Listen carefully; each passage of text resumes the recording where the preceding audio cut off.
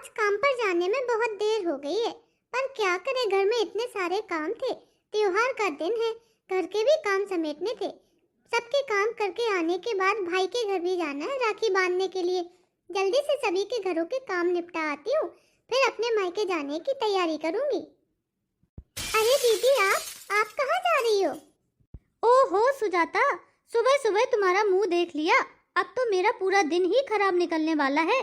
पता नहीं कहाँ से निकल पड़ती हो सुबह सुबह, और मेरे रास्ते से ही जाना होता है क्या तुम्हें? मनोरमा दीदी, तुम्हें तो पता है मैं काम पर जाती हूँ, तो वही काम पर जा रही थी। हाँ हाँ, पता है। तुम्हारे हाथों की बदबू बता रही है कि तुम दूसरों के घरों के बर्तन धुलने जाती हो। और तुम्हारे हाथ देख के भी पता चल रहा है। देखो तो, बर्तन धुलते धुलते तुम्हारे हाथ भी कितने घिस गए, सारे हाथ कटे फटे हो गए तुम्हारे। खैर, मुझे इन सब बातों से क्या लेना देना है। अब जब तुम मुझे मिल ही गई हो तो तुम्हें इतना भी बता दूं कि मैं अपने सोहन भैया के लिए राखी पर सोने की राखी बांधने जा रही हूँ। और तुमने क्या बनवाया है उनके लिए? मैंने उनकी पूरे 3 तोले की सोने की राखी बनवाई है। वो मनोरमा दीदी, अभी मैंने सोचा नहीं है कि सोहन भैया को क्या देना है। अरे हाँ, मैं भी कितनी बुद्धू हूँ जो तुमसे पूछ रही हूँ कि सोहन भैया के लिए क्या बनवा रही हो। तुम बनवाओगी क्या? तुम तो खुद ही अपने घर का खर्च दूसरों के घरों में झाड़ू पोछा बर्तन करके चलाती हो, तो तुम सोहन भैया को क्या बनवाओगी? मनोरमा दीदी, हम चाहे कम दे या ज्यादा दे, पर सोहन भैया को राखी बांधने जरूर आएंगे, क्योंकि हम मेहनत से कमाते हैं, चाहे भले ही कम कमाएं, और सुखी रहते हैं। हाँ, वो तो दिख ही रहा है। दूसरों के घरों के जूठे बर्तन धुलती रहती हो और कह रही हो कि सुखी रहती हो। खैर, मैं भी किससे राय चलते बात करने लगी। हम और हमारे पति तो किसी गरीब के घर जाते भी नहीं है, उससे बात भी नहीं करते हैं। बड़े लोगों के साथ उठना बैठना है हमारा। आज मैंने जल्दी से सारे घरों का काम निपटा लिया है। अब मैं अपने भैया को राखी बांधने जाऊंगी। मैंने अपने भैया के लिए हाथों से कागज की राखी बनाई है, बहुत ही सुंदर बनी है। भैया देखकर खुश हो जाएंगे। अरे मनोरमा दीदी, आप आ गई। हम तो कब से आपके आने का इंतजार कर रहे थे। हाँ भाभी, क्यों ना आती। आखिर आज रक्षाबंधन जो है, मैंने अपने भाई के लिए पूरे 3 तोला की सोने की राखी बनवाई है। देखो ना कितनी सुंदर है भाभी। हाँ मनोरमा, तुमने राखी तो सच में बहुत सुंदर बनवाई है। चलो आप दोनों अब बेड पर बैठ जाओ, मैं आप लोगों को राखी बांध देती हूँ। भाभी भैया, मैं भी राखी बांधने के लिए आई हूँ। आप मेरा इंतजार किए बिना दीदी से अकेले अकेले राखी बंधवा लेते क्या? तुम भी आ गई, और ये क्या लाई हो थाली में रख के? ये कागज की डोरी की राखी बना के, ये भी कोई राखी होती है क्या? ये देखो, मनोरमा दीदी को 3 तोले की सोने की राखी बनवा के लाई है अपने भैया के लिए, और तुम हो कि कागज की और थोड़ी सी डोरी लगा के मोती लगा के राखी ले आई हो। और थाली में देखो, मिठाई के नाम पे एक लड्डू भी नहीं है कि लड्डू भी लेकर के आ जाती। और उधर देखो, मनोरमा दीदी को काजू कतली लेकर आई है। इससे अच्छा तो तू ना ही आती तो ठीक था।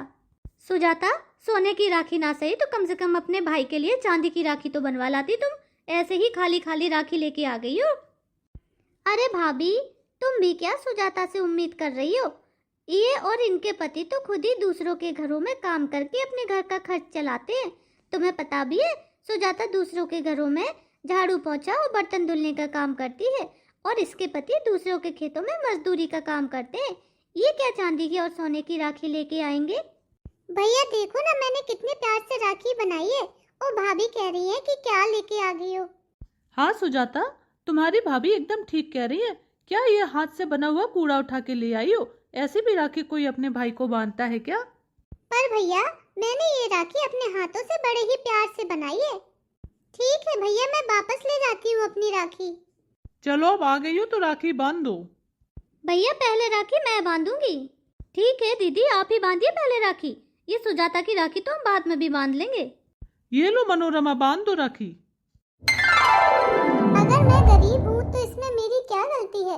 भैया भाभी और मनोरमा दीदी हमेशा मेरा अपमान करते रहते हैं, हमेशा मेरी गरीबी का मजाक उड़ाते हैं। अमीरी गरीबी का क्या है, वो तो आती जाती रहती है। देख लेना, एक दिन मैं भी बहुत बड़ी अमीर आदमी बन जाऊंगी। अरे सुजाता, क्या हुआ? तुम इतनी दुखी क्यों लग रही हो?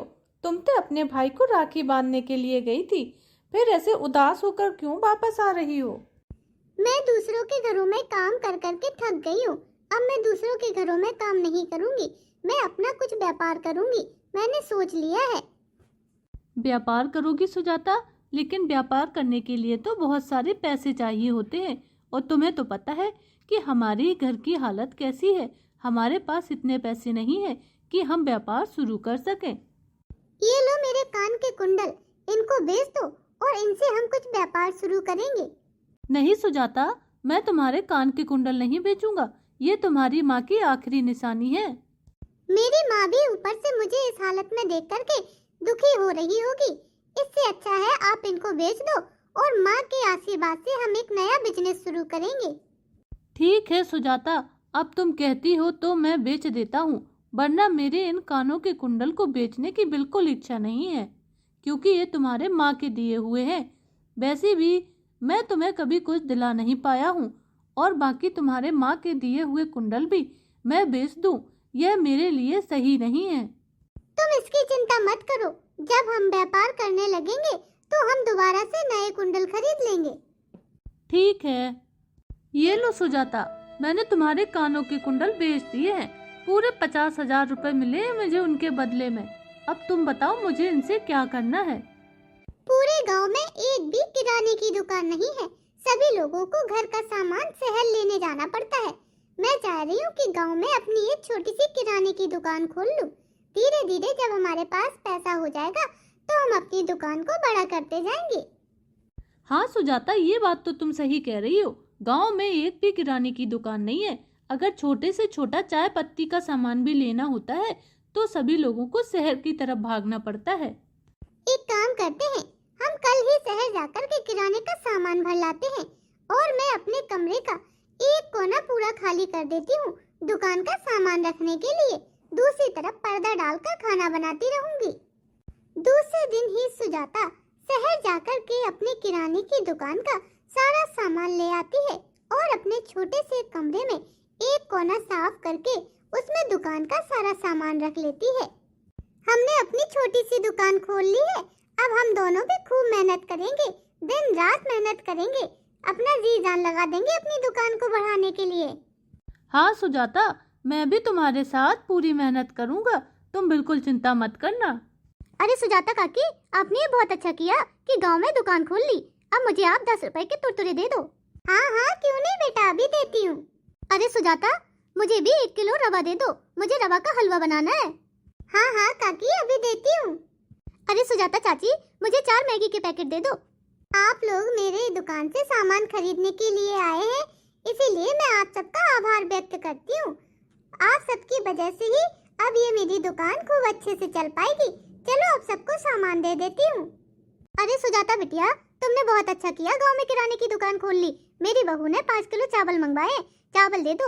अब अच्छा है, मैं बूढ़ा हो गया हूँ, मुझे छोटी छोटी चीजों को लेने के लिए शहर नहीं जाना पड़ेगा। हाँ काका, अब मेरी दुकान पर आपको हर एक चीज मिलेगी, शहर जाने की जरूरत नहीं है। देखते ही देखते सुजाता की दुकान खूब चलने लगी। गांव के सभी लोग सुजाता की दुकान से सामान खरीदने लगे और सुजाता की दुकान दिन दूनी रात चौगनी तरक्की करने लगी। धीरे धीरे समय व्यतीत होता चला गया। इसी तरह से पूरा 1 साल निकल गया। अगले रक्षाबंधन का दिन आने वाला था।